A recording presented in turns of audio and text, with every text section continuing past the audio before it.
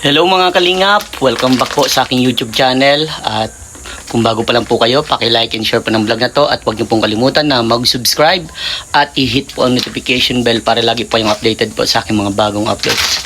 So, sa ngayon po, ayan, may dala tayong 5 kilong bigas para dun sa isang scholar natin na si Jasmine. At yun, kamustahin po natin mga kalingap. So tara, samahan niyo po ako sa kanilang bahay. At sila po ay ating natulungan at napabahayan mula po sa ating mga buting sponsor. Salamat po. So tara, punta na po natin. Ayan mga kalingap, si Jasmine. Na kung matatandaan ninyo, ito yung pabahay natin guys. Yan o. Alright, nabisita natin. Yan, pang ilan ba sila? Natakpan na ng sticker ko. Kaya 200 kasi ito, 238 ata ito yun. So, ayan. Kaya ako pumunta po dito dahil meron tayong iabot na bigas. Oh, yan. 5 kilong bigas. Kapangalan mo ha, Jasmine. Yan, galing yan kay Ninang Imelda. So, ayan. Kamusta kayo dito, Jasmine? Okay lang naman po. Nagbago na ang kulay ng Kasi nag-itim na po yung kulay nung yung light blue Opo. So, kamusta man sila papa at mama mo? Okay lang po. Si Papa po nasa trabaho. Nasa trabaho. Si Mama nandito lang po at wala po siyang maayos sa trabaho. Di ba na balitaan ko na hindi na kayo na masusuporta ni Doc Dennis. Opo. Ano bang naging dahilan? Retired na daw po siya. Nag-retired na. Retired na. Opo. So, paano yung pang-monthly yung sa pang-eskwela? Ako po, nag-work student. Nag-work student. Paano pag may pasok na? Ano man po, binibigay po sa kanila yung schedule namin. Pag wala pong pasok, saka po may mapasok. Magkano ang kinikita ninyo? Depende po sa pasok kasi 31.82 po ang per hour. So, mahirap bilang isang working student, Pero, alam mo ba, si Kuya Vincent mo ay isang working student din dati. Kaya, magtiyaga kayo, Opo. Magtiyaga lang. Lahat naman ng tao, dadaanin yung ganyang mga struggles. Lalo na kung may pangarap, kailangan magsipag at tiyaga, mag-focus ka lang sa study mo. Aral lang. 4th year ka na, di ba? Opo, graduate na po. So, sa ngayon, ano ka ang pinaka-kailangan nyo ba lagi? Dito po, sa bahay. Sa iyo rin, sa bahay mo. Financial. Tapos, nagtatrabaho po ako kasi po, nag-iipon po pang tuition. Tapos, pang allowance po. Kasi mag-graduate na po, tapos, ang pinaproblema ko na lang po yung pag-OJT. Yung pag-OJT, bakit pinaproblema mo? Malaki ang gastos? Opo. Magkano magagastos ka? Hindi ko lang po alam, pero... May idea ka na? Anong idea mo? Yung po pang araw-araw doon. Saan ba kayo ma-OJT? Sa Manila po ata. Manila yung pinakano. So, ang doon, monthly sa Mas magastos po talaga. boarding, sa daily needs nyo. Grabe. May na doon ang 5,000 monthly sa boarding. Pag bed spacer, ganun siguro ang presyon mo. Ano yan? Anong naisip mo Naipon. Naipon. Paano kakaipon kung kakaunti lang din? Nakarampot lang yung sinasahod. Bahala na po. Bahala na. Ang bira. Pero mas maganda din yung ganyang idea mo na nagtsatsaga ka. Opo. Kumbaga kahit pa paano, gumagawa ka ng paraan para patulong sa iyong magulang. Opo. Yun ang pinaka-the best na magtyaga para sa pangarap. Diba? Alam ko naman ang pinaka-layunin mo kapag nakapagtapos ka para tulungan yung magulang. Diba? Yun ang pinaka-the best. Kamusta naman mga kapatid mo? Okay naman po sila. Papasok naman po. Medyo... Kahit wala pang baon. Kailangan pa magtyaga. Kailangan.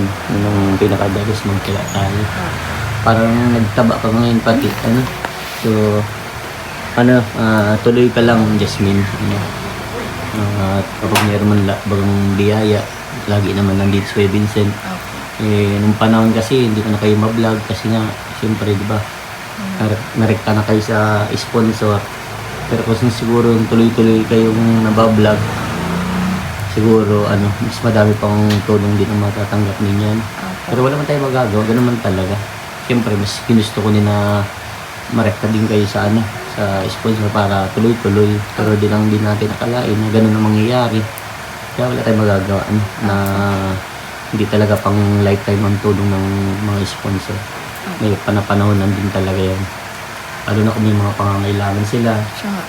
Yung mga needs din doon ginagawa. Siyempre po, family problem sa gastusan. Ganun. So sa ngayon, 4th year ka na. Ilang subject na lang? 3 po. 3 na lang? 3 po ngayong SEM. Tapos is OJT na po, 2nd SEM. Wow. Ayos. Wala nang major. May major pa rin. Wala na. Tapos na kayong thesis. Opo. Basic na lang. Konti na lang. Ano ko na pala, graduate yun na. Kamusta naman yung grades mo? Na-maintain pa naman po. Na-maintain. Tama yan, i-maintain mo. Sila pa mo, kailan nawi dito? Kapag po nakakabali. Pag nakakabali, pambihira. Nakabali agad, di nakukumplete ang sahod.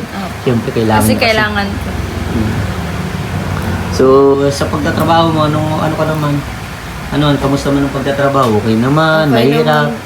Minsan po, at yung hindi po namin naasan yung may mga nai-encounter po kaming customer na. Masungit. Opo. Ganun talaga. So, ayan, ngayon na-experience mo yung ganyan na pagtatrabaho habang nag-eskwela.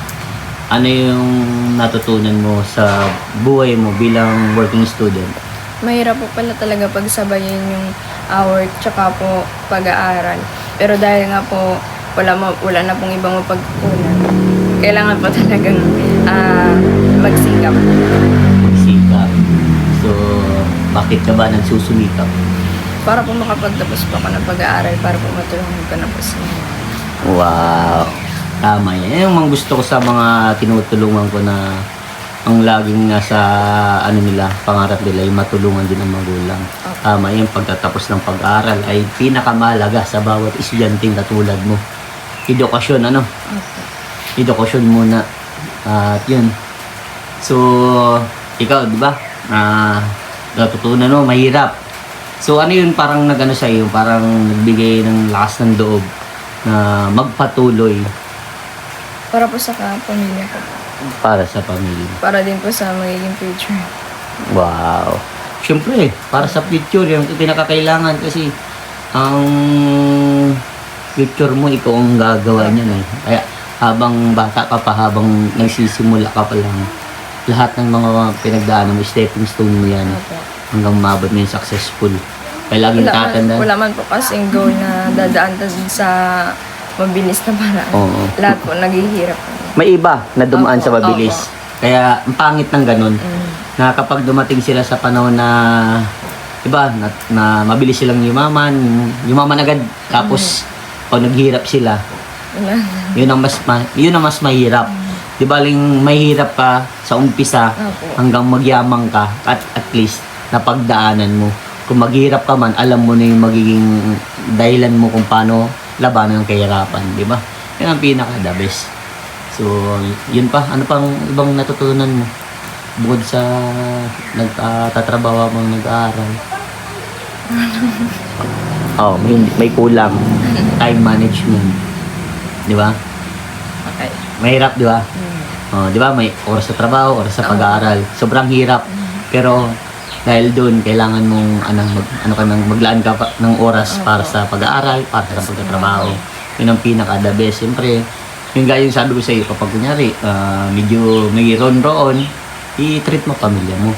Yun ang pinaka-the best. I-treat mo yung pamilya mo. Kasi yun na lang yung parang magiging happiness mo. Kasi maliit. Kasi maliit lang talaga yung sahod. Yan lang.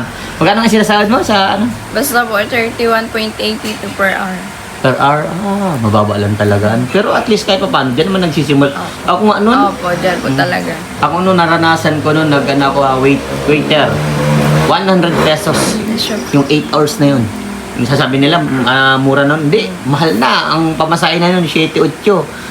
Tas pa kami, Kain. nakain pa. Wala pa dun kasama pagkain mo. Grabe, naranasan yun Kuya Vincent mo. Pero sabi ko, ginawa kong stepping stone yun. Marami din ang pinagdaanan sa buhay na ginawa kong stepping stone yun. Kaya yakan mo yan, ano, yan, laging sinasabi ni Kuya Vincent sa inyo na kayang-kaya, na wala bang bagang mahirap na hindi kaya mo Opo. yung lampasan. So, ayan, as a student, working student, anong may papayo mo sa mga kabataan na makakapanood nito? Sa mga kabataan po na makakapanood nito, be positive lang po, be strong. Kung ano man po yung hirap na nadadanasan nyo, laban lang, kaya malalagpasan nyo din po yun. At sa mga tao makakapanood nito, sa mga malay mo may tumulong sa iyo, di ba, na tulungan ka sa pang financial, sa pang school mo, sa pag UGT mo, di ba? Kasi sabi mo Manila, mahirap talaga yun. Kasi alam ko, kasi nararanasan namin yung kapatid ko, talaga ang kailangan namin na kulang-kulang 200,000 sa ano pa lang yung UGT pa lang, internship. Tapos iba pa yung monthly nun. May monthly pa siya sa boarding na 3,000 plus, nagma-monthly pa siya ng 5,000. Kaya grabing hirap. Kaya na ko na sa iyo, na taramdam ko ng mahirap din para sa iyo. So ayun, malay natin merong tumulong sa iyo, Jasmine. Anong masasabi mo? Thank you po. Thank you na po agad. Ma-appreciate ko po yung tulong po na ibibigay niyo sa akin. Hindi ko po yun sasayang. Wow. Alam ko naman po na hindi mo sasayangin, Jasmine, kasi nakikita ko sa iyo na sobrang talino mo. Lagi pinapakita. Guys, mga kalingap, sa mga makakapanood dito, no, ako na po nagsasabi sa inyo, napakatalino ng dalagang ito na si Jasmine. Kasi always po yan pag na ano po ng mga grades, laging sinesend niya sa akin, nasa 1 point something lagi po ang grades niyan. Kaya proud si Kuya Vincent sa iyo, mag-aral kang mabuti. At ano mo lang, tuloy lang at magdasal ka sa ating Panginoon. Ano? Peace bang Kuya Vincent? Thank you po kay Ninang Imelda sa pagbigay po at pag-sponsor po ng bigas. Tapos kay Kuya Vincent po, thank you po. Kung di po dahil sa hindi po nakita. Kaya pangalan pati, ikaw ata may-ari. O, paray. Okay po.